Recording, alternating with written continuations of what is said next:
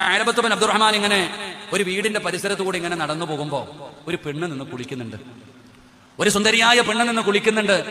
സഅലബത്ത് bin Abdulrahman എന്ന് പറയുന്ന ചെറുപ്പക്കാരൻ ഈ പെണ്ണ് കുളിക്കുന്നത് കണ്ടപ്പോ അവിടെ നിന്ന് അങ്ങ് നോക്കി.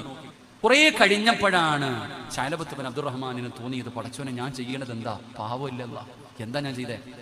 ഒരു പെണ്ണ് കുളിക്കുന്നത് ഞാൻ കണ്ടല്ലോ അല്ലാ, ഇത് വ്യഭിചാരമാണല്ലോ അല്ലാ. റഹ്മാനായ അല്ലാ, ഇനി ഈ കണ്ണുകൊണ്ട് ഞാൻ നബിതങ്ങളുടെ മുമ്പിൽ എങ്ങനെ പോകും? ഈ പെണ്ണിന്റെ ഔറത്ത് കണ്ട ഞാൻ ഈ കണ്ണുകൊണ്ട് ഞാൻ എങ്ങനെ നബിതങ്ങളെ നോക്കും?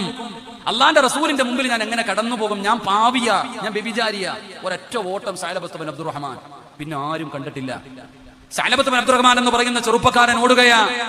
പഴുത്ത് കിടക്കുന്ന മലരാരണ്യത്തിലൂടെ, മലഞ്ചെരുവിലൂടെ ഈ ചെറുപ്പക്കാരൻ ഇങ്ങനെ തെറ്റ് ചെയ്തു പോയല്ലോ എന്ന് ഓർത്തിട്ട് ഇങ്ങനെ നിലവിളിച്ച് കരഞ്ഞുകൊണ്ട് നടക്കുകയാ. ഞാൻ നരകത്തില, ഞാൻ നരകത്തിന്റെ വിറകുകൊള്ളിയ. ഇങ്ങനെ കരഞ്ഞു ദുആ ചെയ്ത് ഭക്ഷണമില്ല, പാനീയമില്ല, ഇങ്ങനെ നടക്കാ.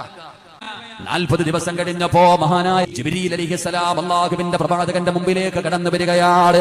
യാ റസൂലല്ലാഹ്, അതാ നരകത്തെ ഭയന്നുകൊണ്ട് കരഞ്ഞുകൊണ്ട് നടക്കുന്ന സഅലബത്ത് ബിൻ അബ്ദുറഹ്മാൻ, ആ ചെറുപ്പക്കാരന്റെ തൗബ അല്ലാഹു സ്വീകരിച്ചെന്ന് പറയണേ നബിയേ. എത്രത്തോളം കരഞ്ഞിട്ടുണ്ടാകുമടോ? 40 ദിവസം മലഞ്ചെരുവിലൂടെ കരഞ്ഞു നടക്കുകയാണ്. നബി തങ്ങൾ ചോദിക്കുന്നു, സ്വഹാബാ, സഅലബത്ത് ബിൻ അബ്ദുറഹ്മാൻ എവിടെ? സ്വഹാബാ, യാ റസൂലല്ലാഹ്, കാണാനില്ല നബിയേ, എവിടെ പോയെന്നറിയില്ല നബിയേ.